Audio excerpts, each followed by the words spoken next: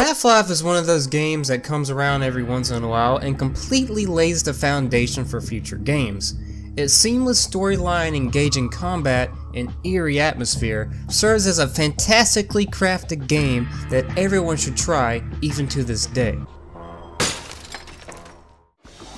Being a huge fan of the game Doom, Game Newell, then an employee of Microsoft, partnered with a fellow co-worker Mike Harrington to privately fund a brand spanking new video game development company to open the eyes and mind of its customers and bring some innovation to the first-person shooter franchise. And thus, in 1996, Valve was born.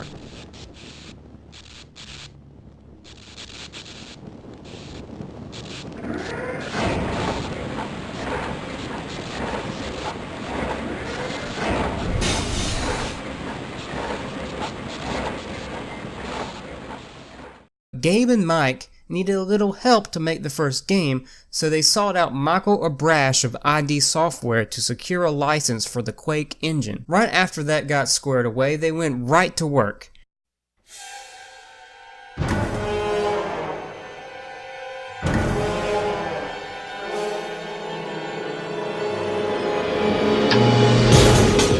Half-Life was planned to release in late 1997, but Valve wanted to focus more on the quality of the game rather than an earlier release date.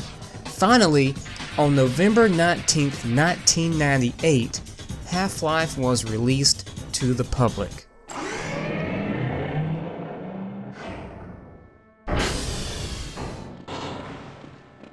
In Half-Life, you take the role of 27-year-old Gordon Freeman, a physicist ready to start his job at Black Mesa Research Facility. Although you're a tad late, everything seems to be normal. You rush to gather your hazmat suit to head out and do some science, while everyone assures you that everything will be fine and there's nothing to worry about because it's merely a routine experiment. Now, if you follow standard insertion procedures, everything will be fine. That all changes once you accidentally cause a resonance cascade scenario that opens hundreds of portals to an alien world, unleashing hell and damnation upon Earth.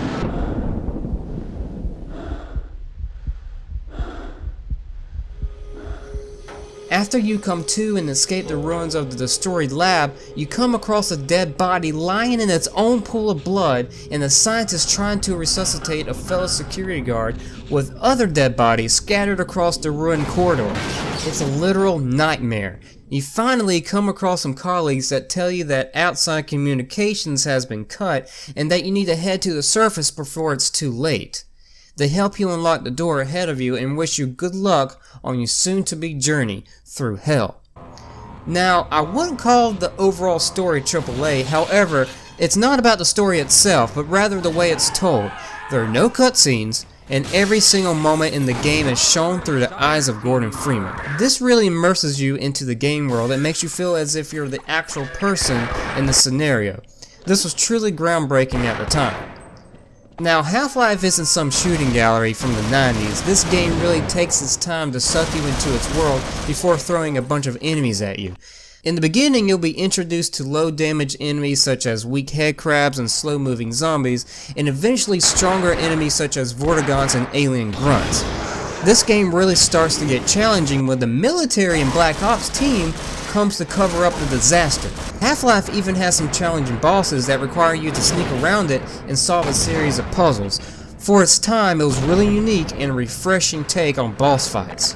The first weapon you get is the iconic crowbar. People who never even played Half-Life probably know what I'm talking about. As you move further into the game, you'll find some cooler and better weapons to complete your arsenal. You'll get your pistol, your shotgun, some sci-fi experimental weapons, and even some weapons from another world. Plenty of bullets to go around. What the hell? One of the cool things about this game is that you will use all of your weapons by the end of the game, and you won't have this moment where you think, I think I should have used this weapon a lot more. No, there's definitely a weapon for every scenario.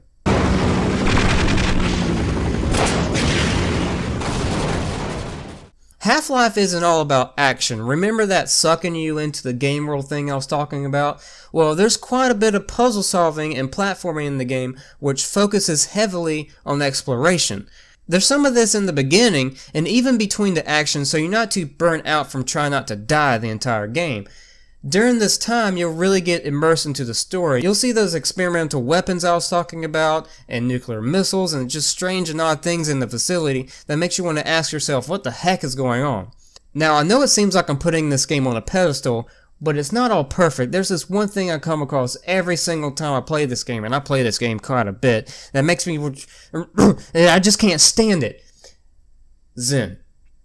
It's just those annoying flying babies and those plants and the ending boss fight. I just really hate it. It's just annoying. I don't want to deal with it, but thank God it's at the end of the game.